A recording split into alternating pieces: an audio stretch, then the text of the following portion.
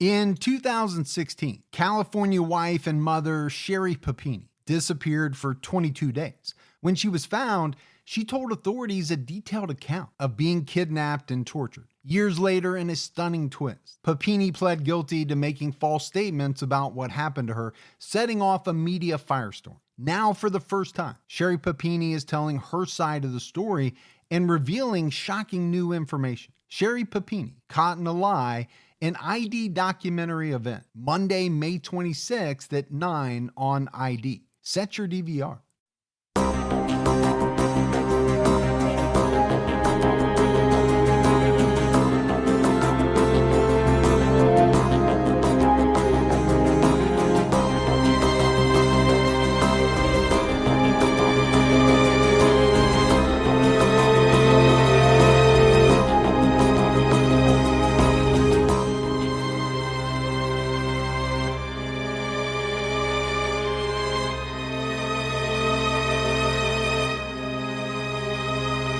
Hello, everyone, and welcome to episode 273 of the True Crime All the Time podcast. I'm Mike Ferguson, and with me, as always, is my partner in true crime, Mike Gibson. Gibby, how are you? Hey, man, I'm doing good. How about yourself? I'm doing very well. We talked about it at length on our weekly Patreon episode, but I've been glued to the television. Oh, yeah, a lot of things going on. Yeah, you and I recording tonight, it's the first time that we've been together since the war on Ukraine broke out. Right. So obviously our hearts go out. I feel sick, man, about what's going on. Sure. But for those of you that are Patreon members, we talk about it quite a bit. Yeah, we do.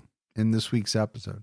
Gibbs, let's go ahead and give our Patreon shout outs. We had Tracy B jump out at our highest level. Hey, Tracy. Wendy Lee. What's going on, Wendy? Gina Robertson. Hey, Gina. Robert Durant. Hey, Robert. Amy Esslinger. What's going on, Esslinger? Nebula Day Planner Boo Boo. Well, what's going on, Boo Boo? It's a long name. It is. It's a lot to put on the back of a soccer jersey, that's for sure, as a kid. Be a little tough to get on there, huh? Yeah, we had Marshall. Hey, Marshall. Destiny Watkins Aquina. Hey, Destiny. Jessica Adamic jumped out at our highest level. Well, thank you, Jessica. Gabriella Palomo. Hey, Palomo. Claire Vanoit. Hey, what's going on, Claire? Robin Diaz. What's up, Diaz? Josie Turner. Hey, Josie. And last but not least, Kia Green. Well, thank you, Kia. So thanks to everyone that chooses to support us on Patreon. If we go back into the vault, this week we selected Jimmy Chambers. Hey, Jimmy. So big shout out to Jimmy and all the people that continue to support us month after month. I wonder if Jimmy talks in third person. Like Jimmy on Seinfeld? Yeah. Yeah. Jimmy doesn't like that. Jimmy does not like that. We had some PayPal donations from Maria Unikis. Hey, Unikis. Janet Lamb. What's going on, Janet? Joanne Gooch. Hey, Gooch. And Reading Writing Redhead. Well, thank you, Redhead. Yeah, thanks to everyone. Gibbs, right now we have an episode out on Unsolved about the 2003 disappearance of LaQuanta Riley. Yeah, it's such a good case. Jump on over there, listen to it. We're going to dive in. We're going to Alabama, and we're talking about some of the rabbit holes. As we normally do. All right, buddy, are you ready to get into this episode of True Crime All the Time? I'm ready. We are headed to Minnesota to talk about a hitman hiring husband named Donald Howard. I love it when we go to Minnesota. Minnesota. I know you get to do some of your accents. We're going back to the 70s here on this one. Oh, bell bottom time. Bell bottoms, disco. Yeah. Saturday Night Fever. Bee Gees. There was a lot going on. There was. But in August 1977, Shirleen Howard was murdered in the basement of her home. The police quickly suspected her husband, but in this case, the husband didn't do it. He paid someone to do it. The man who killed Shirleen was just one of three men whom Donald had offered money to kill his wife.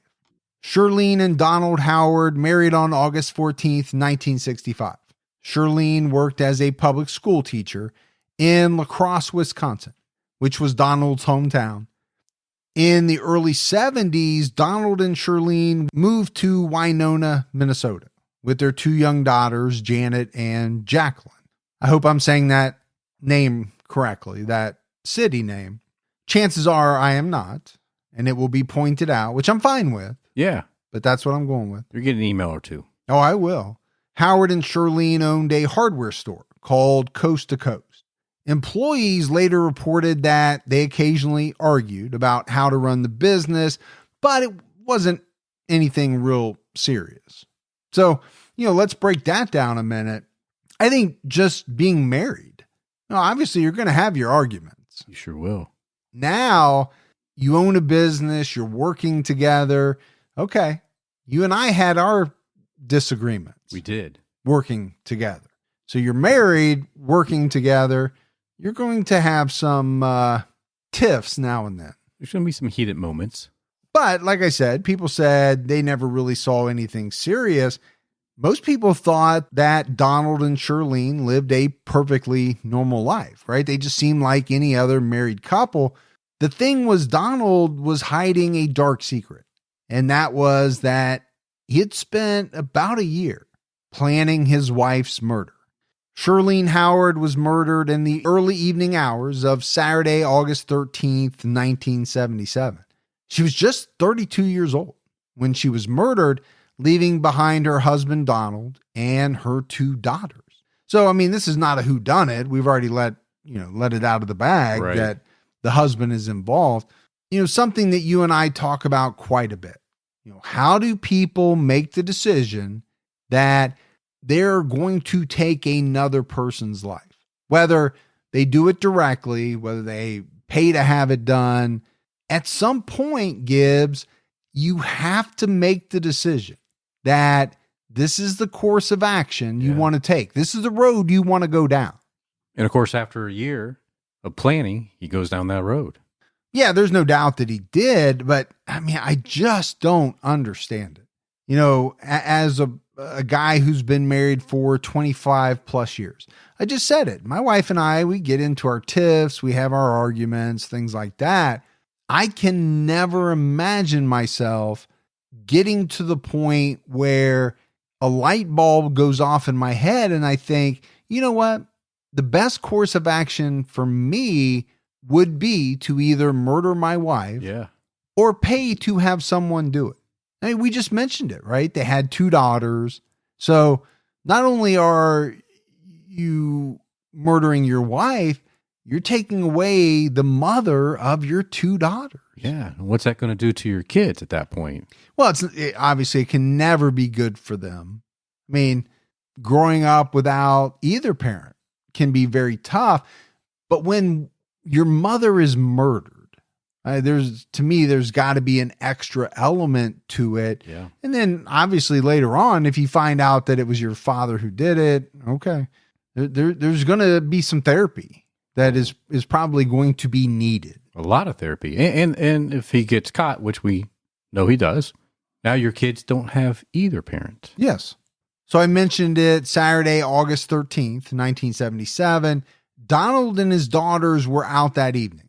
They left the house at 6:30 p.m. to go shopping for an anniversary present for Shirleen. It was the Howard's 12-year anniversary the very next day. Donald and the girls visited a neighbor to borrow a ladder, and they stopped at an ice cream stand to get a malted milk for Shirleen. They arrived home around 9:15 p.m. The TV was on in the living room, and the dog was in the kitchen. The girls went upstairs, and Howard went to the basement to look for his wife. Now, Donald claimed that he found Shirleen's body at 9:20 p.m. in the basement of their home. Shirleen had 2 gunshot wounds to the head. Donald later said that the wounds looked very fresh, as if she had been murdered just a few minutes ago. But nothing was disturbed or even missing from the home.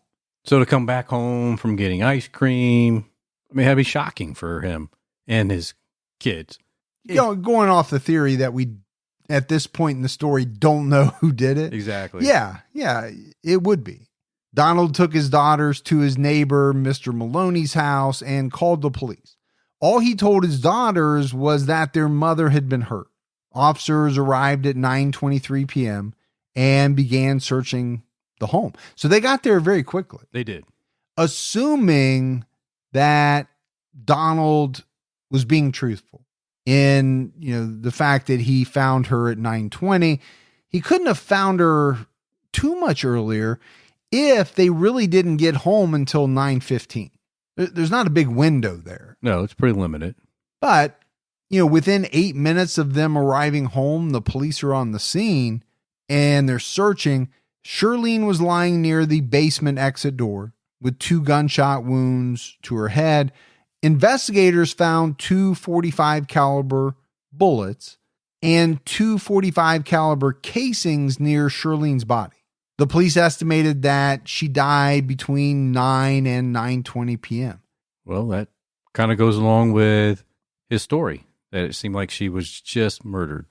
Yeah, it does. Shirleen had powder burns on her head, which indicated that she was shot at very close range. There were no signs of sexual assault, and police didn't find any indications of a struggle. I mentioned it, right? Nothing was missing. Nothing in the home was damaged or broken. It looked to investigators as though Shirleen was folding clothes and watching TV before she was killed. Some theorized that she might have gone to the basement to investigate some type of noise caused by maybe an intruder breaking in. I mean, a random noise in the basement's one way to get somebody down there to look around, but it's also one way to get people to not go there, right? I mean, there's some people that hear a random noise in the basement, they're like, no way. If you're home alone and you hear kind of a ruckus or, breaking glass or something in the basement, would you automatically go down to check it out to see what it is? Or would you, as I think a lot of people would, either call the police or run out your door? Yeah. And maybe go to a neighbor's house and seek shelter there. Put some distance between you and that home. So they searched the house. They looked at the crime scene. They also began talking to neighbors. The Howard's neighbor, Mrs. Maloney, said she spoke to Shirleen on the phone at 9 p.m. And she told investigators that there was nothing unusual about their conversation. Mr. Maloney was watching TV in his living room. He said he didn't hear anything unusual. None of the neighbors, Gibbs, heard gunshots or saw an intruder breaking into the home. I think that's kind of important information there, right? If none of the neighbors heard the gunshots. I mean, a .45 caliber is kind of loud. It's pretty loud. Yep. The report is pretty loud. Depending on the insulation, the type of home, how close the homes were to each other, all of that would play a factor. Sure. Into whether you would hear a gunshot or not. Now, does it surprise me that people didn't see anyone lurking around? No, not really. If I'm in my home, I've got the shades drawn. Yeah. I'm not seeing really all the time what's going on outside at my neighbor's house, on the street, stuff like that. Yeah, unless there's some type of noise, loud noise that drives me to look out. Mm-hmm. I'm not looking out my window. Yeah, we heard a couple gunshots the other night. Yeah. My wife wanted me to get up and look. Obviously, I didn't see anything. I've mentioned it before, right? There's a field across the way. Right. There are sometimes people shooting. I'm not sure why it's dark. Most people don't target shoot in the dark or things like that. So it always kind of draws our attention when it's dark outside.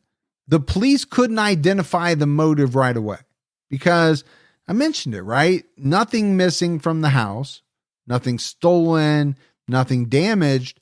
It looked to them like Shirleen was killed in some type of professional hit, which, obviously that's going to have the police asking the question, right? Who would want to kill an average suburban wife and mother? I mean, this was a woman who had no known enemies. Yeah. She wasn't involved in any type of criminal activity. So why? She wasn't sexually assaulted. That question of why then becomes really important. It does. Now, we do know people kill at random. Obviously, you and I have covered a number of killers who, are killers of opportunity. They find an open door. They spot someone, they follow them home. It does happen, but I don't think it's the norm. And I think most people who are murdered by someone they know or at least is known to them. Yes.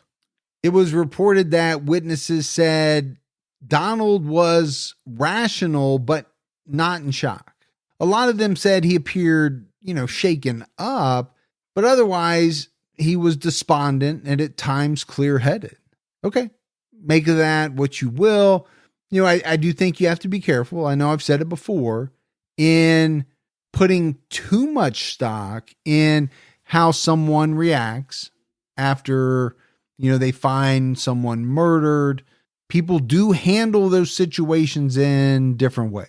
Yeah, I agree with you. I mean, it's just they might not always be tearful and upset. Well, so I think some people are so shocked that they can't even get the emotion out.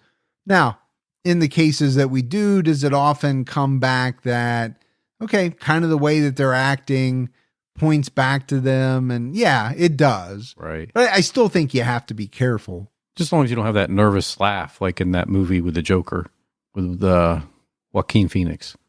You mean the movie called The Joker or Joker? Oh, yeah.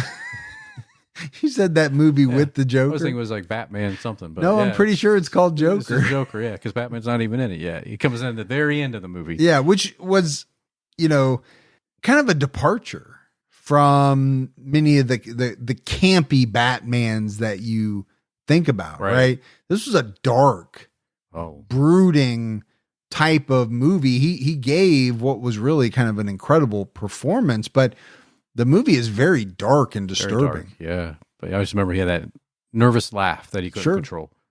During the search of the home, police found articles and pamphlets on marital difficulties in the master bedroom. So, okay, I think naturally Donald is going to be looked at.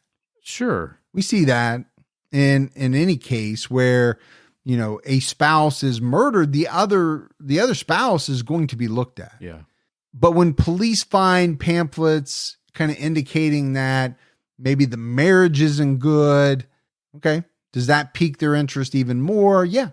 I think it would. I think it would too. But pamphlets alone are not enough to really probably put him at the top of the suspect list, or make police think for sure that he killed his wife. Police returned on August 15th, and Donald helped them search the house for more evidence. What a nice guy. Yeah. You have to play the role. You do. What are you going to say?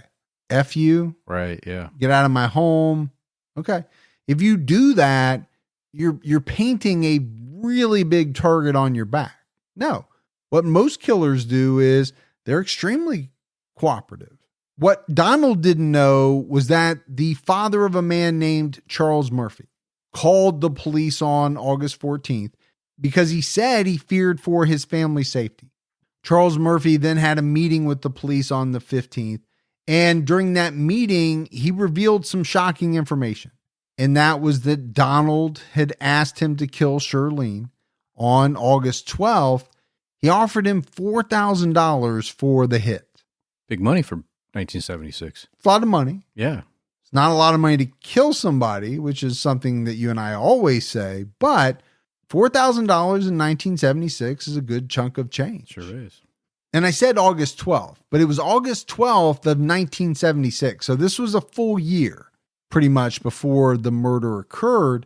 And then in the months following that, Donald sent this man some messages that could be interpreted as additional requests to kill Shirleen. On August 23rd, 1976, Murphy received a note from Donald, and the note said, "Bring those bikes over some night this week and let's make a deal. Call me and I will open up." Okay, I think that note on its own doesn't really sound ominous at all. But 4 days later, on the 27th, while they were both in Donald's store, coast to coast, Donald gave Murphy a pistol, and he told him that it wouldn't make much noise. He He also told him that he had to put on a good front in the community so that no one would suspect him of the murder. Donald told Murphy to make it look like a robber broke into the store and killed Shirleen. So it sounds like the original plan was to have Charles Murphy come into the Coast to Coast store while Shirleen was working, kill her, and make it look like a robbery. Police would be none the wiser. But obviously we know that's not what happened. Right. But this case could have went a whole different avenue if that could have happened back then. Hey, TCAT fans, I want to introduce you to a little magical elixir that I've been using for about a month now. It's called Magic Mind. It's amazing. It's the world's first productivity drink, created to be taken daily. And what it's done for me is it's made me sharper. It's increased my energy. I'm less stressed. I take mine in the morning with my coffee. The other benefit is that I'm drinking less coffee because I feel like I need less. I'm sharper. I noticed it in the very first week. I was taking it every day with my morning coffee. I had less brain fog. I was more productive. And that trend has continued. And there's no caffeine crash like there is with drinking too much coffee or with some energy drinks, because Magic Mind contains minimal caffeine, all of which comes from the matcha tea. So if you're like me and you just want to feel sharper and you want to increase your productivity, you got to try Magic Mind. I'm telling you right now, this stuff is amazing. They even gave me a 20% off code to share with you all. It's TCAT, TCATT. Go to www.magicmind.co/TCAT and use the discount code TCAT at checkout. That's www.magicmind.co/TCAT. Use our code TCAT at checkout to get 20% off your first order. Bomba's mission is simple. Make the most comfortable clothes ever and match every item sold with an equal item donated. So when you buy Bombas, you're also giving to someone in need. And quite frankly, Bombas has some of the most amazing socks, shirts, and underwear out there. They're designed to be the clothes you can't wait to put on every day. Everything they make is soft, seamless, tagless. It just has an amazingly cozy feel. There's a pair of Bombas socks for everything you do. They come in tons of options. Bombas t-shirts are made with thoughtful design features like invisible seams, soft fabrics, and they're the perfect weight so that they hang just right. And Bombas underwear has a barely there feel with second skin support that might make you forget they're even there in a good way. And don't sleep on Bombas slippers. My whole family is wearing these during the winter months. The best slippers I've ever worn. Socks, underwear, and t-shirts are the 3 most requested clothing items at homeless shelters. That's why Bombas donates one for every item you buy. Go to bombas.com/TCAT and get 20% off your first purchase. That's bombas.com/TCAT, TCATT for 20% off. bombas.com/TCAT. Murphy received another note on September 9th. It said, I know you don't need to make a big purchase, but I need to make a big sale. And I suppose you can read between the lines. The price could change upon request. Thanks, Don. So again, if you just read this on its own, you really wouldn't make all that much out of it. No, it sounds a little confusing there towards the end. But sure. But it sounds like, he's trying to make a deal to sell something. Well, we know what it really means, right? The big purchase is murder. Right. He really wants to make the sale. He wants to make it happen. And he's flexible on the price. If $4,000 isn't enough money, we can talk about it. Then a few weeks later on the 21st, Murphy got another note. It said, stop in Friday night. We need to make a deal. Another note on October 27th said, I still need to make a deal. I got a better one now. He's really hungry on this, isn't he? Yeah. He wants his wife dead. According to the Winona Daily News, the final communique occurred on June 3rd, 1977. It read, that .32 caliber I loaned you 8 or 10 months ago. The feds are going to audit my gun records, and I need a registration sheet of the gun back. I hate to be an insincere giver, but apparently you won't need it anyway. Now, the word insincere was not used. It was actually a racially insensitive phrase, so I changed it. I think probably most people can figure out what the word that was used was. Then it said, try to get over here by Friday, June 3rd. Thanks, Don. Now, one thing that later came out, Gibbs, was that all of these notes were written on coast-to-coast paper. So hardware paper. Paper from the store, which obviously would further implicate Donald Howard. Murphy also reported that Donald had asked 2 other people to kill Shirleen. One guy by the name of Raymond Renaker and another by the name of Bruce Weber. So on August 18th, 1977, the police met with Raymond Renaker, one of Donald's former classmates. It came out that Donald had also offered him money to kill Shirleen, and Raymond accepted the money. He paid him $1,000 and offered to supply him with a gun. But in March 1977, Raymond called Donald to back out of the job. And then later in the summer, he stopped by the hardware store, and Raymond said that's when he saw Howard meeting with another man. Raymond asked him if this man was supposed to kill Shirleen, and Donald said yes, he had paid the guy $2,000 for the job. Howard continued offering Raymond money to kill Shirleen all the way up until August 7th. At one point, Gibbs even offered him a motorhome as payment. Wow, man. So, there's a lot of things going on here, right? Obviously, there's no doubt he wanted his wife dead. Badly. And I'm sure we'll talk about the reasons as we go along. He offered multiple people. The one thing that kind of jumped out at me was that, so he offered this Raymond guy $1,000. And then Raymond saw him talking to another guy. And he just comes out and asks him, is this guy going to kill Shirleen? Just like that. Like they're talking about the college football game. Yeah, or the weather. Or something like that. But Donald admitted to him that he offered him $2,000. Okay, well now I'm ticked off. Yeah. This guy's worth $2,000. You only offered me $1,000. Got a problem here. Well, there's a number of problems, right? Not to make light of this hitman situation. Number one, you're involving a lot of different people, and you're really kind of giving out a lot of information that could potentially, make some of these people upset. Yes. Very upset. Then I think you start to get desperate when you're offering up a motorhome. Yeah. And if you're on the other side of that, you can feel the desperation. Yes. Yeah. So this guy really wants this job done, so much so that he's just offered me a motorhome. So if I kill someone, then I can take off and tour around the country. Yeah. The other thing I kind of want to go back to is this Raymond guy. He did accept the job. So, obviously I don't know that he had all that many qualms about it in the beginning. Now, something caused him to have some later on, right? He later went back and said, you know what? I can't do this. I'm out. But the guys were friends, so they continued to talk, and he seemed to know quite a bit about, what Donald was planning, who he was talking to, even how much money he was offering. Raymond identified a man named Bruce Weber as the third individual in a photo lineup. Police looked through phone records and saw that Donald called Bruce Weber in Illinois from both his store and from his home.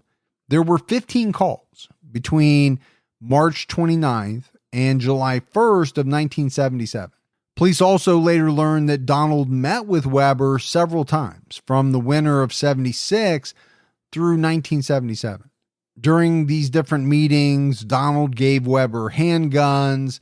He gave him merchandise from his store. When Weber moved back to Illinois in July 1977, they had repeated phone conversations. Weber called Donald on August 11th from Illinois. The last time they met was on August 12th. The two met at a bar. Donald went in through the back, and they met out of sight of the other patrons. Weber was last seen in Wisconsin on August 13th at 8 p.m., about half an hour away from Winona, Minnesota. So that doesn't make him look good. It doesn't. The police determined that the murder weapon was a .45 caliber Llama firearm. That is a brand that I am not familiar with. Me either. But they learned from gun records at Donald's hardware store that he had transferred 5 guns, including a .45 caliber Llama, to Bruce Weber. Okay, now it's really not looking good. Police are starting to get some very valuable and damaging evidence or information. The other thing to me, Gibbs, that's interesting here is that, this was pretty common back in the day for hardware stores to sell guns. Local hardware store. You could walk in, you could buy a gun. It was pretty common. Yeah. Get yourself some gun and ammo and from the local Sears hardware. So police had quite a bit of evidence. And after they got it, they were ready to make an arrest. But they did need some help. So the police urged Raymond Reneker to contact Donald. Raymond called him on August 23rd and arranged to meet at Donald's home later that day. Raymond wore kind of a wire, I guess you'd call it, or concealed device. And the police taped the conversation between him and Donald Howard. Wonder what a wire was like in 1977. Probably like super thick. Like the whole recording device was in your chest, and it was, I really don't know. But take a one of those tape recorders, that you see. Just taped it to your chest. Obviously nothing like the technology that they have today.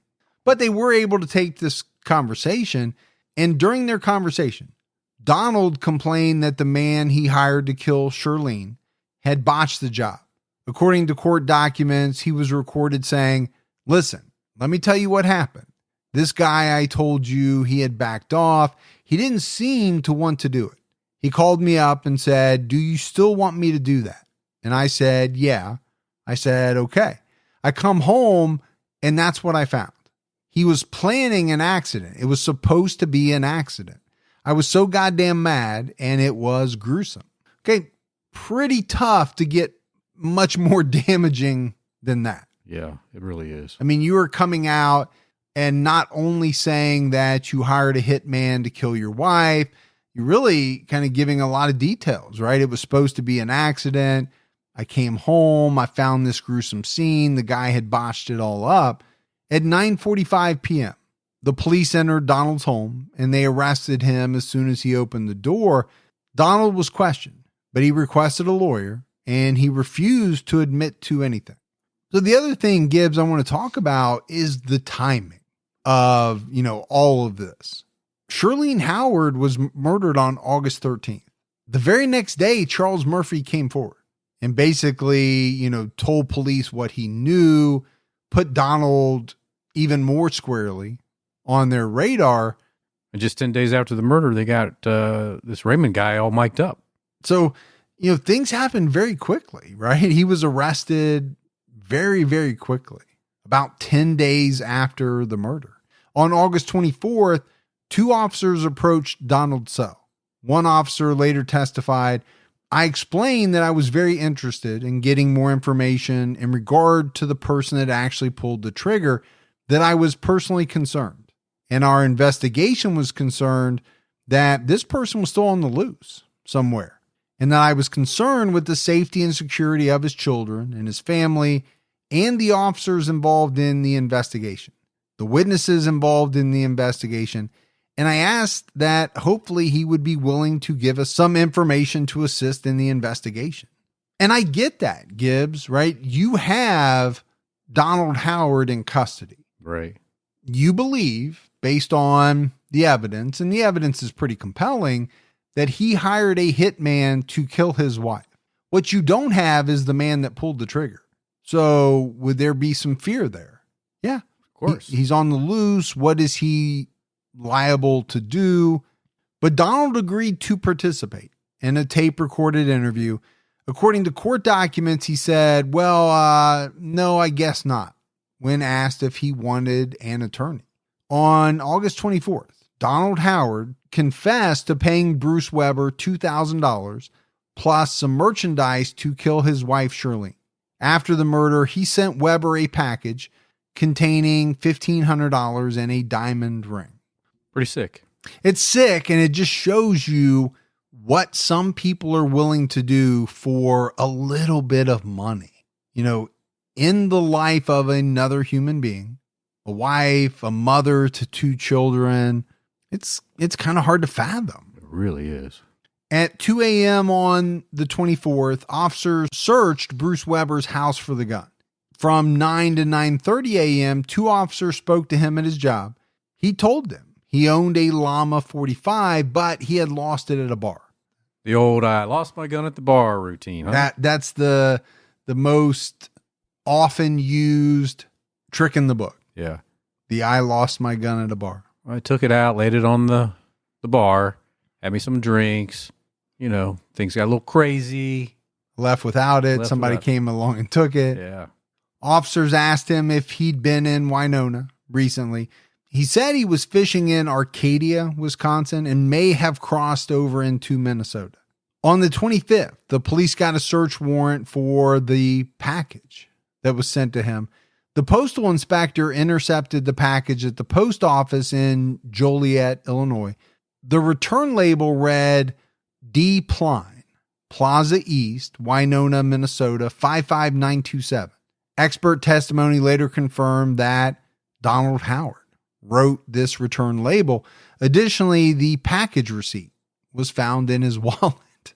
So, okay, you've got a handwriting analysis expert. That's one thing. Sure it is. But when you have the receipt for mailing the package in your wallet, it's hard to dispute. It's kind of hard to dispute. The package contained a rolled up magazine, which concealed $1,500, a diamond ring, and a note that read, "Stay cool. Call the store Tuesday, the 29th. The handwriting was later identified as Donald Howard's. The police photographed everything inside the package, and they covered it with fluorescent detection powder. And then they carefully resealed it, and they prepared it for delivery. So this was pretty interesting to me. They got the postal service involved. The package was intercepted.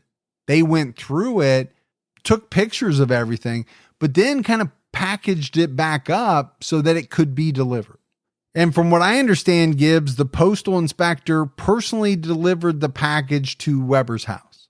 He signed for it, took it inside, and then he was arrested on August 26, 1977, at his home in Joliet, Illinois. The police found him walking through his living room with the $1,500. The ring was in his pocket. The note was torn into small pieces in the garbage can behind his house. Let me just tear this note up. That shouldn't be traceable. No, there's no way that anybody would be able to put it back together and see what it says. Now, he didn't know that they'd already opened the package and they knew what was inside and had photographs of everything. But still, I mean, I get it. People probably didn't have shredders in their home back then, but maybe you could have burned it. Yeah. You could have flushed it. There's a lot of things you could do with a small pieces of torn up paper. But to me, that's what, I think surprises me the most, outside of the fact that people are willing to do something so heinous for a little bit of money, is just how careless they are. I think a lot of people just believe, well, there's no way they're ever going to figure out it's me. Yeah, overconfident. Right? I don't really have a connection to the victim. And I think you're right. A little bit of overconfidence, maybe just not being, all that smart about it as well. Weber told the police that on August 13th, he went bar hopping with a friend. He was in Winona on a fishing trip. Between 4:30 and 8 p.m., he was with a woman. He was last seen at 8 p.m. at a bar about 30 minutes from Winona. So he said that the murder most likely happened sometime around 9 or just after 9. Well, if you're 30 minutes away at 8 p.m., obviously you can make it there. Yeah. In time to commit this murder. The police learned that Weber and a friend went to a woman named Miss Smith's home in Rockford, Illinois, between 10 p.m. and 12 a.m. on August 11th. Did you ever watch the Rockford Files? I did, man. I used to love that show. Yeah. With James Garner? Yeah. Yeah, I think that was his name. But I used to watch that show a lot. I was pretty young, but I think probably somebody in my family was watching it. You ended up playing the guy in the Notebook. He did. Yeah. He did. The older guy. Yeah. Obviously. Yeah, not the younger guy. Not the younger guy. By that point in his career. Yeah. He also played Maverick. I think he was in Space Cowboys. Wasn't he one of the old astronauts they sent up? Yeah. He had a pretty good career. Yeah, I think so. Don't let allergy season slow you down. Get common allergy meds for as little as $15 with GoodRx. So you and your family, pets included, can stop allergy symptoms before they start. GoodRx is free and easy to use. Just search for your prescription on the website or the app, compare prices, and get a free coupon to show your pharmacist. Save at over 70,000 local pharmacies nationwide, including Walmart, Walgreens, CVS, Publix, Kroger, and many more. Check GoodRx before every trip to the pharmacy to save up to 80% on both brand and generic medications. And did you know GoodRx rewards you for saving money too? Join GoodRx Rewards today and earn points every time you use a coupon. Remember, GoodRx is not insurance, but works whether you have insurance or not. And it could be your insurance copay price. I've been using GoodRx for years, and I can't tell you how many times I have saved money even with my insurance. Stop allergies before they start and save big on allergy medications this season with GoodRx. Go to goodrx.com/TCAT. That's goodrx.com/TCATT. You know, once the temps start rising, I realized I was back in the same worn out rotation. Same tank, same shorts, same everything. So I gave my daily uniform an upgrade with Quince. Their pieces are easy, elevated, and somehow make me feel more put together without even trying. Like their 100% European linen shorts and dresses from $30. Luxe swimwear, Italian leather platform sandals, and so much more. The best part, everything with Quince is priced 50 to 80% less than what you'd find at similar brands. By working directly with top artisans and cutting out the middleman, Quince gives you luxury without the markup. And Quince only works with factories that use safe, ethical, and responsible manufacturing practices and premium fabrics and finishes. I'm getting ready to stock up on shorts for summer from Quince, and I know they're going to be amazing because everything I've ordered has been of the highest quality, and the prices are amazing. Treat your closet to a little summer glow up with Quince. Go to quince.com/TCAT for free shipping on your order and 365-day returns. That's QUINCE.com/TCATT to get free shipping and 365-day returns. Quince.com/TCAT. So apparently, Miss Smith told police that Weber asked to stay with her to save money on a hotel. He said he was on his way to Winona to, quote, do a job. Weber didn't contact any of his relatives in Winona on August 12th or the 13th. And he and his friend checked into the Sterling Motel in Winona on August 12th, and they reserved a room not only for that night, but the next night as well. They spent the night in the room on the 12th, but not the 13th. And police found out that Weber met with Donald Howard at the bar on August 12th to finalize the details of the murder. So, I mean, I think when you add all of this up, Gibbs, the evidence is lining up against these two men, right? There's really no way around it. I think prosecutors felt very confident that they could get a conviction against both of these guys, but their plans would be delayed by some unforeseen events. Because in October 1977, Donald Howard escaped from the Winona County Jail. This was about 2 weeks before his trial was set to begin. He escaped from his second floor cell sometime between 7 p.m. Saturday and 7 a.m. Sunday by cutting through a padlock holding the window bars in place. All right, is that how we were doing it back then? We got bars on the windows, but they're just padlocked. They're not actually built into the structure itself. What the heck did he find in his cell to cut through that padlock? It wasn't like there was a red that he could get some tool from. Well, maybe there was. We don't know. I mean, you think about it, I'm shocked that there was a padlock, right, on these bars. Maybe I shouldn't be. Should I also therefore then be shocked that he's able to find something, maybe apart from the bed, the spring, rip that off, sharpen it. But now to get through a padlock, if you're thinking about like a master type padlock, okay, pretty thick. Unless they were on a budget. They were using the real skinny locks. We don't know. But still, he had to fashion some type of tool that would cut through this padlock. And you just wouldn't think that he'd be able to do that or find that in his cell. Yeah. But obviously he did. Because, by my way of thinking, Gibbs, it's one thing to make a shiv or a shank, right? You and I haven't settled on which is which. I know shiv. We've been told a bunch of times, but I do get conflicting information. You can make some type of stabbing weapon out of just about anything, right? I've seen people take plastic toothbrushes and file them down to a point. The part of the bed, right? If you can get it off, well, okay, it's sharp metal and you can kind of hone it a little bit.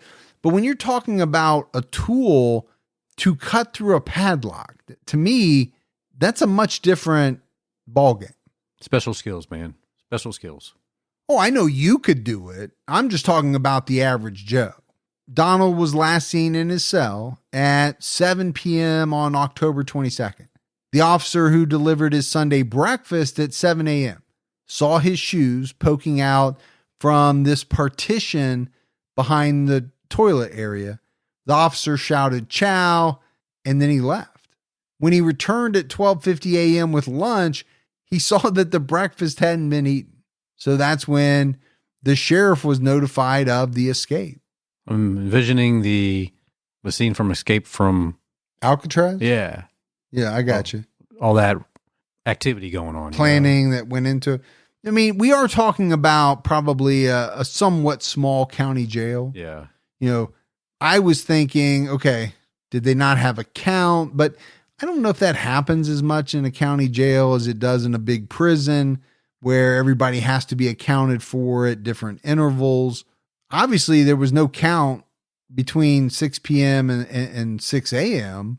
There wasn't a count at 6 a.m. either because, it wasn't realized until almost 5 hours after that point that the guy had escaped. The police determined that either Donald or someone else sawed through the padlock, holding the iron bars in place outside a window. So maybe that explains some of it, but then it leads me to another question. Not only are you using a padlock to kind of keep these iron bars in place, but somehow it's accessible from the outside as well? I wouldn't call it top-notch security or top flight security of the world, as they said in Friday 2. Friday After Next. Friday After Next. They thought that Donald closed the inside window, put the bars back, put the padlock back in place. Then he descended 20 feet to the ground and escaped, possibly in a getaway car. They didn't know for sure, though, if he had help in his escape. Well, obviously he had help if somebody sawed through the padlock from the outside. You do have to wonder how this person got 20 feet up. It'd be a little difficult. I mean, is this a Lex Luthor situation where, he's got a ladder or he's hanging off of a helicopter? I wouldn't think so. Somebody would have noticed something like that, you would think. But also missing at this same time was 23-year-old Nancy Brown, a coast-to-coast employee. Nancy had worked for Donald and Shirleen for 4 years. She and her husband, Kent, were allegedly having marriage difficulties in the past year. One employee reported that Donald showed Nancy favoritism and often spent time alone with her in the store. It was said that they occasionally worked after hours together and that Donald took her out for coffee. So they spent a lot of time together in the back room, Gibbs. The old back room. The old back room. That's what it sounds like to me. And apparently whenever another employee passed by, they either lowered their voices or they stopped talking. It was also reported that Nancy once received a week of paid vacation when apparently nobody else had that. It's definitely showing some favoritism. Yeah, I think favoritism is kind of a euphemism at this point. Something's going on. Sure. Right, with Donald and Nancy. Nancy informed a fellow employee that she was going to move out, but Kent, her husband, wouldn't need to know about it. It was also known that she had some conflicts with Shirleen a couple of times. I guess, some of the employees, Gibbs, said that Shirleen was kind of nitpicky with some employees. That led to some conflicts. And apparently Nancy always told Donald about her fights with Shirleen. So we kind of talked about it up front, right? What would make a man come to the conclusion that his wife needed to be killed? Well, I think we're heading down the path of finding out. I believe we are. The Winona Daily News reported that Nancy visited Donald 4 to 5 times after his arrest. She left him a letter that said, "Dear Don, how great to hear from you. You are constantly on my mind. I'm still behind you all the way, so please hang in there. Can't say too much more, except that I won't send you any drugs in my letters, so you're safe. Ha ha. As ever, Nancy." She wrote him another letter on August 31st. Part of it read, "I always hand deliver my mail, so now that I know which side of the building you're on, I'll drive by and look. Well, as long as the sheriff still reads your mail, I won't send you any contrabands or rope, etc. Maybe with luck, I'll see you tomorrow. Keep the chin up, as ever, Nancy." So I think you're also getting some idea of maybe this kind of small Winona County jail. Right. If you're able to kind of drive right up to it, right next to it, gives you some sense of maybe how this whole thing was pulled off. Police discovered that Nancy Brown left home on Saturday, October 22nd. She told her husband, Kent, that she was going shopping in Austin, Minnesota, with her mom and another store employee, but she never came home. Kent told the Winona Daily News, "I don't know what's going on. I really don't."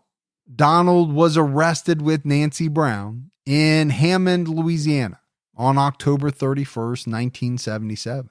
So he was out for what, Gibbs, about 9 days. Yeah. But Donald was arrested as he was going to work at the sporting goods department of a Hammond discount store.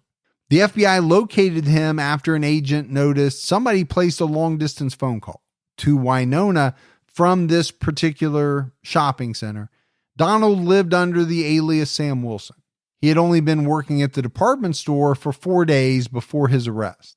Well, he was only out for 9 days, so he got a job pretty quickly. Really quick. And as we've talked about, right, a little bit easier to do that type of thing back in the 1970s.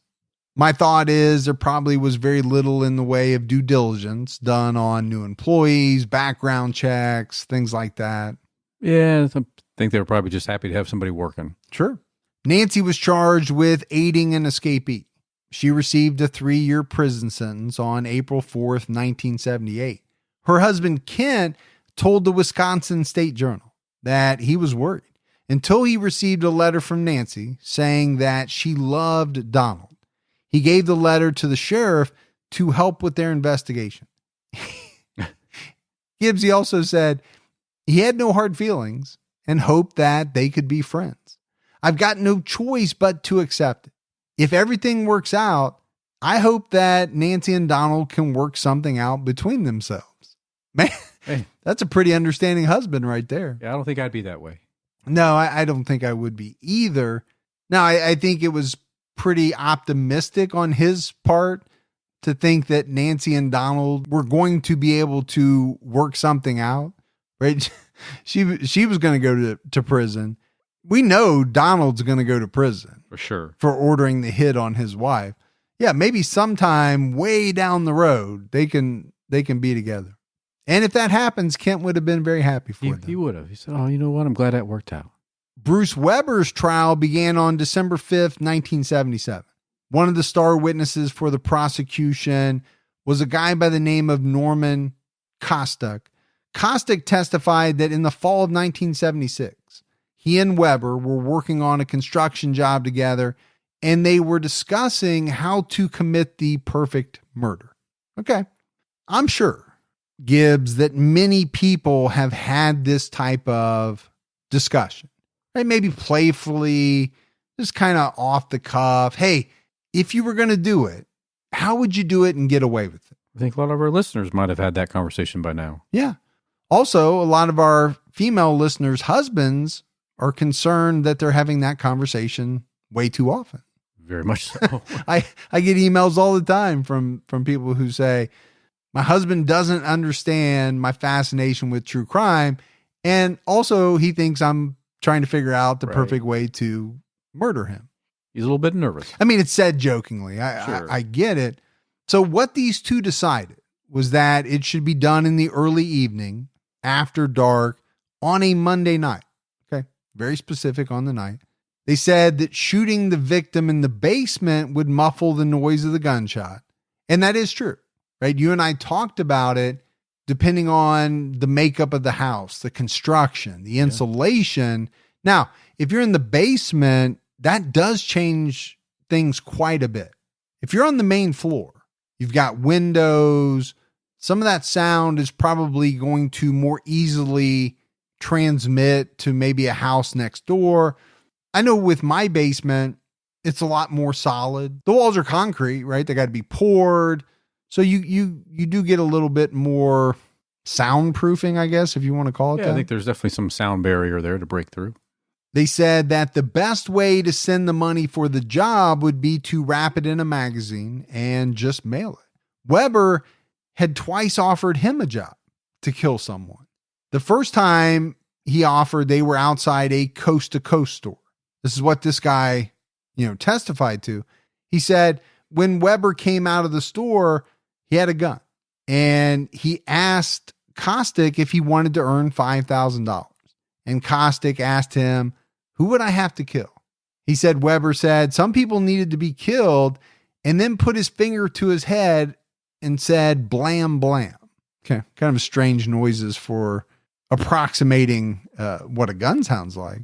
I think he's off a little bit, but I think he made his point. Yeah, I think he made his point very well. It's also, again, to me, a little strange, right? These guys are talking about how to commit the perfect murder.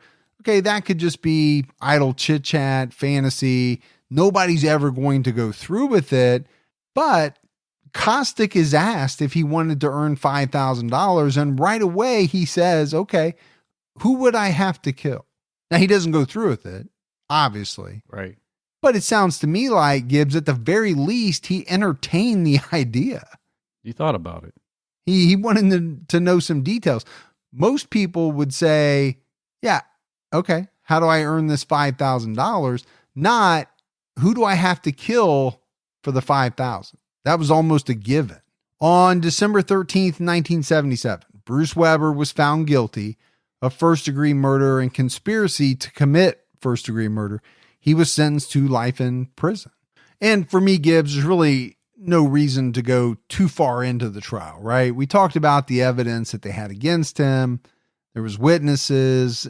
The prosecution felt pretty good, and I think they should have, and it proved to be correct. Pretty solid case. Yeah. Donald Howard was extradited to Minnesota on December 12, 1977. His trial began on February 1st, 1978. So again, if you're looking at timeline, how quick is everything happening here? It's moving along really good. The murder happens in October of 77. They're caught very quickly. Now he escapes, but he's caught quickly after that as well. He's extradited in December, and his trial starts in February. The state attorney said at trial that there was some speculation that Shirleen was knocked out and dragged to the basement. Supporting this theory were three pieces of evidence. One was a piece of insulation that apparently was torn out and put over her face. The angle of entry of the bullets indicated that she was lying down when she was shot. Also, she was found underneath the basement stairs. So, I think early on we said they speculated that maybe she went down to the basement to check out some type of noise. Right. I think you brought it up. How many people would do that? How many women home alone really would think that's a great idea? Okay, well, now it comes out that that's probably or most likely not the way it happened. She was knocked out while she was upstairs and then dragged to the basement. Right. Because Weber thought that was the best way for neighbors not to hear the gunshots. Yeah, best way to muffle that noise. According to the Winona Daily News, Howard allegedly told one of the informants that he wanted Shirleen dead because he didn't want her to get a dime. And man, how many times have we heard that? Too many. It's either another woman or not wanting to give up money. And in this case, it might have been both. Shirleen was a co-owner of the store, which meant that Donald would have lost a significant amount of money in any type of divorce. But despite the fact that he made a confession, Donald denied everything at trial. His defense argued that Shirleen's murder was the result of a fencing scheme between Donald and Weber that had gone wrong. The La Crosse Tribune reported that defense attorney Douglas Thompson said in court, Donald Howard is not here in this courtroom because he caused the tragedy discussed here, but because he was the victim of a tragedy. The defense claimed that Donald stored stolen power tools at Coast to Coast for Weber, who returned to claim them. They got into a fight, and Weber called him, threatening to break his arms and legs if he didn't pay him cash and a ring. So this allegedly happened on August 11th, 1977. It was also alleged that Weber promised to come to the house on the 13th if Donald didn't pay. The defense said that Donald stayed away from the house on the 13th to deter Weber from breaking in. He said his confession was made in jest in an attempt to get Weber off the streets and away from his family. Donald claimed he sent money in the ring to Weber because Weber threatened him. The defense also argued that Howard had no motive to kill Shirleen because he had nothing to gain from it. Well, of course he had something to gain from it. Yeah, we just talked about it, right? Yeah. Money, not wanting to give up money, and possibly to be with another woman. But to me, Gibbs, this is an interesting part in any case, right? You have a defendant who has confessed to the crime. Well, now we get to trial and they have to put on some type of defense. So one thing you have to do is you have to try to figure out how to explain the confession and then offer another version of events. Okay, the confession wasn't real, but this is how things really played out. And there are some components to it, right? You have to explain the $1,500. You have to explain the ring.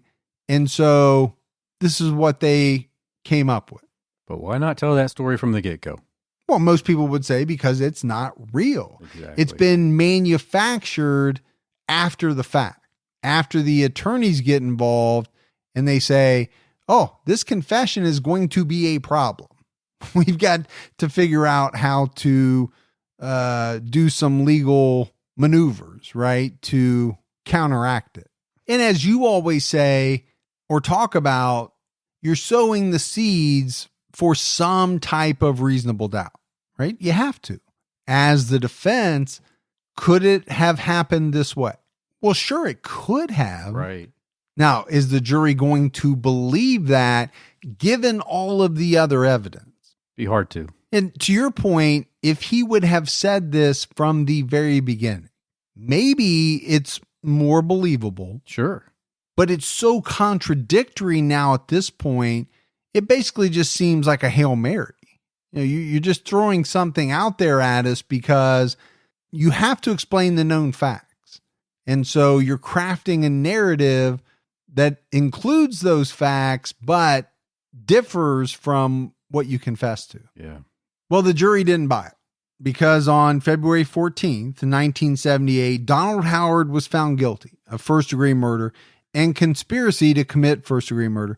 He was sentenced to life in prison, as he should be. Absolutely, he right? should be. The hitman gets life in prison, but so does the person who initiated the hit. Yeah, you ordered that hit, you got to pay the same price. Donald's appeal was denied on August 31st, 1982. The court did vacate his conspiracy charge, but not his first-degree murder charge. A rehearing was denied later that year on October 4th. He filed another appeal in 1985. He filed for a retrial on the grounds that some of the evidence against him was the suppressible fruit of an unlawful warrantless entry of his home by the police to arrest him. So basically what he alleged, Gibbs, was that the officers initiated the arrest as soon as he opened the door. They didn't identify themselves. They didn't state their purpose before they crossed the threshold into his home. The court replied, a decision that an arrest in such a situation is valid only if the magic words informing the defendant that he is under arrest are uttered during the split second that the petitioner is standing in the threshold or hanging on to the doorknob would be ludicrous. So his second appeal was denied on August 30th, 1985. Yeah, I think that makes sense. It does make sense to me too. It's a good try. Yeah. I don't want to give this guy any credit, but I think as a convicted murderer or a person convicted of first-degree murder, much like he did in court, you're going to try a bunch of different things during the appeal process. And, it's up to the courts to weed out, some of this kind of baseless, they called it what? Fruitless or no? Fruitless. Ludicrous. They called it ludicrous. He called it fruitless. They said that it was just ludicrous that in that split second, before they even crossed the threshold, they had to do this, and this. But this guy was eligible for parole. After 17 years, 5 months, and 20 days, he went through counseling. At one point, he did earn a college degree. He had a parole hearing on July 15th, 1997. And it was at this parole hearing, Gibbs, that Donald Howard finally admitted his guilt. And I think that's what helped him get parole. And to me, this is fascinating. This comes up in a ton of wrongful conviction cases where people make the decision. They are not going to admit to something that they say they haven't done. And, you can look at a bunch of cases where people have spent so much time in prison, they would have already been paroled if they would have simply admitted to the crime for which they were convicted. But they won't do it because, according to them, they're not guilty. Now, oftentimes it later turns out that they were right. They weren't guilty. Right. But that's a tough decision to make. Right? If you've been in prison for 20, 25, 30 years, and you're constantly being denied for parole, because let's face it, a parole board wants to hear you say, yes, I did it, and I'm very, very sorry. Exactly. What they don't want to hear you say is, I'm not sorry because I didn't do it. Yeah. They're not going to let you out. No. Donald's daughter, Janet Howard, told the La Crosse Tribune in 1997 that she wanted nothing to do with her father. When the parole board asked her about her father's release, she told them she didn't think he should leave prison. Janet and Jackie were sheltered from the truth for years. Donald's parents told them one story, while Shirleen's parents told them another. But apparently, none of them told them that their father had a hand in their mother's murder. I do think that's a tough choice, right? To tell small children. It is. Be very difficult. Apparently, Donald called them on birthdays and holidays. But then, as the years went by, the communication dwindled. And then eventually Donald finally admitted the truth. But by that time, the girls already knew the truth. So I think it would be extremely difficult for any child to really forgive a parent for taking your other parent away from you.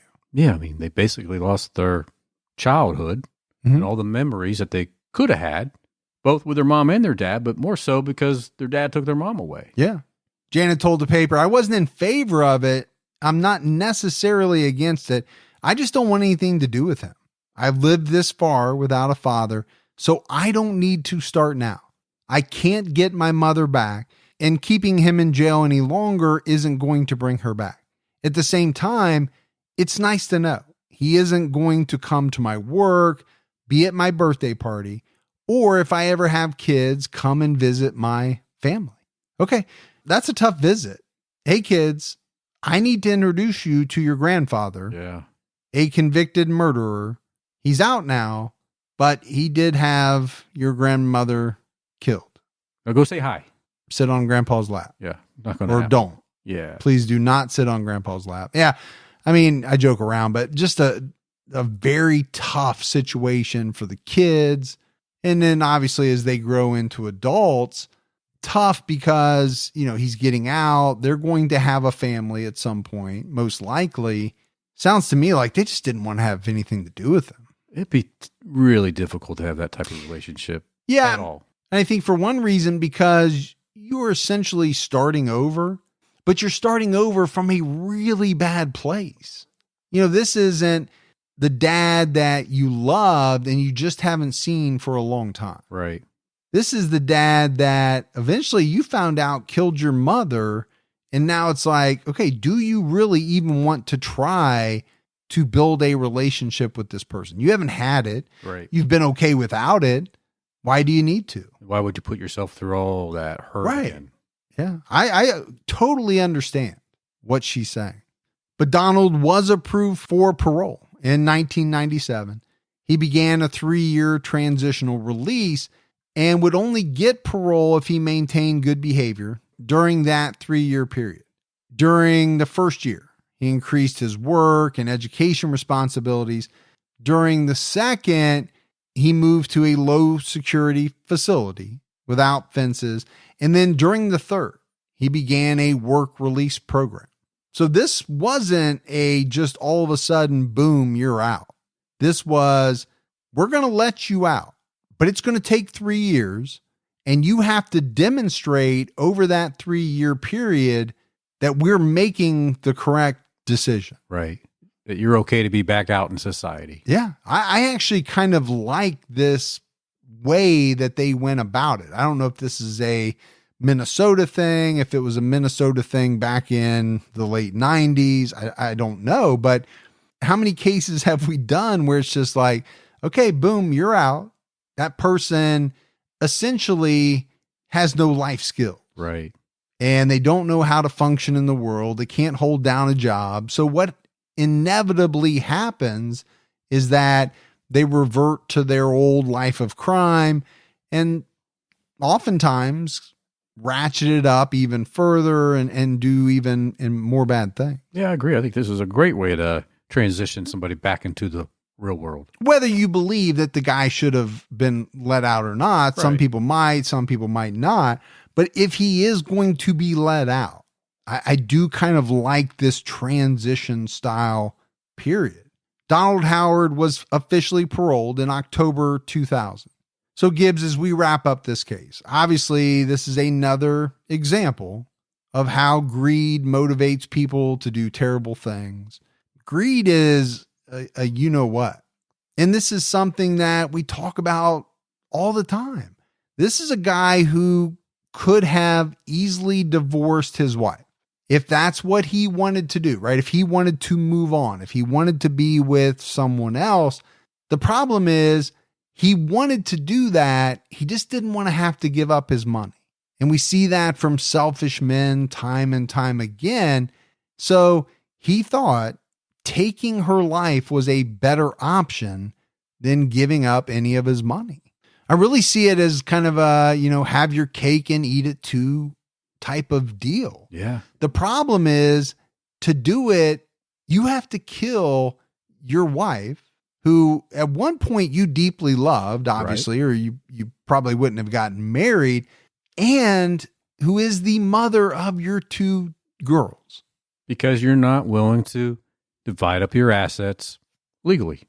And like you said, right, his daughters had to grow up without a father and a mother, and he spent over 20 years in prison as a result of, really what you would have to call, I mean, in one way being selfish, in not wanting to give up his money, but then in another way, just being heartless, that you could make that decision. Oh yeah, this will solve all my problems. Right. I'll just have her killed. How'd that work out for him? Well, it didn't work out well for him, but I still come back to the mindset. How do you make that decision? How does it go through your mind? And you finally settle on the fact that, yes, this is the best option for me. I'll never be able to wrap my mind around it. I don't care how many cases you and I do, I'll never be able to do it. Yeah. Because we just don't think like that. No, we don't. I get it. Marriages don't work out. People grow apart. They fight. They make the decision that they would be better off apart. Even when kids are involved, it happens. It happens to a lot of people. I think what most people don't think is that the better option is for me to kill my spouse. Yeah, it's never the right option. No, it's never the right one. I just don't think it even enters most people's minds. Now, obviously it does some because we've done quite a number of cases where it did. Too many cases. Yeah. Too many. But that's it for our case on Donald Howard. We got some voicemails. You want to check those out? Let's hear them. Hey guys, so this is CJ from Indiana. This is like day 3 of me listening to you guys' podcast. I really like it. I really enjoy it. And I just wanted to give a call, just kind of let you guys know that you got a new listener, and also throw in that I'm not sure, since again, I'm new to listening, if you guys done Herb Baumeister yet, but I found out from my partner that his mom actually dated his brother. So apparently after everything happened. So just wanted to let you guys know, because I think it's crazy. And I now currently live where his house used to be, and we've drove past it plenty of times, and now it's made into something different, but it's definitely still on the property, and it's really cool. So just wanted to let you guys know. Thanks. Wow, new listener. Only 3 days in. Yes, we did do Herb Baumeister. It was pretty early on. It was one of our very early cases, if I remember correctly. It was also, to me, a fascinating episode. This guy he was something else. He was very manipulating. But the other thing I would say is you and I are always fascinated by people who have some type of connection to these cases. Now, she dated his brother after the fact, so she probably didn't get to see the mannequins and some of the strange things that went on at the house. Exactly. Hey, Mike and Gibby, it's Rhonda from Hood River. Actually, White Salmon now. Anyways, I'm just listening to the latest podcast about Debbie, and I kind of giggle every time you guys talk about putting the seat back, because I am only 5'3", but every time I get out of the car, I move the seat back. So it's just habit for me. So if somebody found my car and I had been the last one to drive it, it most likely would have the seat back, because even though I'm only 5'3", I move the seat back. When I get out, I move the seat forward when I get in. So anyways, I love you guys. Obviously have stuck with you this whole time, and just, I'm way behind on Patreon episodes. You want to know why? Because I can't speed up your voices. Anyways, I listen to you guys at 2 times the speed on the podcast normally. And so when I go to listen to the Patreon content, I can't speed you guys up. So anyways, I love you guys, and keep your own time ticking. Thanks. So a couple of things there, and I'll start with the last part first. I'm assuming that she's listening to Patreon episodes on the Patreon site. Right. You can actually use the RSS feed to put Patreon into whatever, podcast app you listen to, TCAT or Unsolved. And then I think you would be able to speed it up. Maybe I'm wrong about that. Now, you can't watch the videos that way, but Now the seat thing, that's baffling to me a little bit, just because I never move my seat. Nobody else ever drives my truck. My seat stays where it is. There's really no reason for me to move it forward or backwards. But maybe if you're way up against it, maybe you need to push away a little bit to get out. I don't know. Maybe, but, and let me say, hopefully nothing ever happens to her. We would never wish that upon anyone, but that is going to mess with investigators. It would. But we don't want to think like that. Never. We don't want that to happen. We don't do that. Hi, Mike and Gibby. My name is Warren. I'm from Minnesota. And I was just first-time caller and just listening to the Jake Bird episode. And you were talking about the Gandhi dancer. Where that term came from was from the Gandhi Tool Company manufactured railroad tools. The dancer were the workers that would pound the spike, and the sequence in which they would do it, there were usually 3 people, and they would each hit the spike in sequence, and it looked like a dance. So I just thought that was kind of ironic, and I live not too far from the Gandhi Dancer State Trail on the Minnesota-Wisconsin border. So just thought you guys would enjoy that little tidbit. Keep up the good work. Love the podcast. I'm totally caught up with it now, and been a long-time listener. And keep your own time ticking, guys. Interesting fact. Yeah, I love it when people call in who know more about a subject than we do, which a lot of people do. Let's face it. Right. We don't have a great deal of knowledge on everything. But also know that Elton John song Tanya Dancer originally started off as the Gandhi Dancer. Yeah, exactly. Hold Me Closer, Gandhi Dancer. Yes, exactly. But as he was saying that, I started to think, I've seen it in old movies or movies that were period pieces, right? Where you had like 3 guys standing around with sledgehammers or whatever they had. And it was almost like synchronized, not synchronized, but they were doing it one right after another in a sequence. I have seen that before. And they always hit it right on the head too, man. Well, I guess if he did it all day long, you'd get pretty good at it. I would hope so. Hello, gentlemen. My name is Laura, and I grew up in Maryland at the time of the Bradford Bishop case. I just listened to your episode about that and thought you did a great job with it. I can assure you that it was a 7-day scandal, as they say. Bethesda, that area, very wealthy neighborhoods, and things like that just didn't happen there. But of course they did. It kind of followed on the heels of the disappearance of the Lyon sisters, a case I'm sure you're familiar with. Well, anyway, I just wanted to let you know that I very much enjoy your show, and I wish you all the success in the world. Have a great one. All right. Great voicemail. Thanks for the kudos. We really appreciate it. Love it. We had nothing in mailbag, Gibbs. What? Nothing? Nothing. And What am I going to do? You won't have anything to take home with you.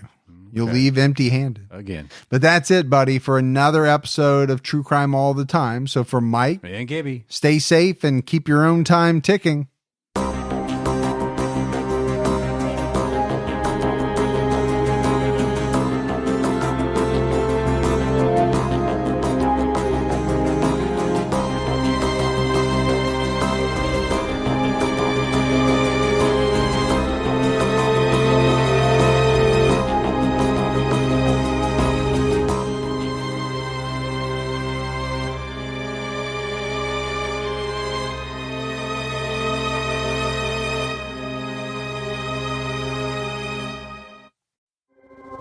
It was over 30 years ago that Clifford Olson first called me.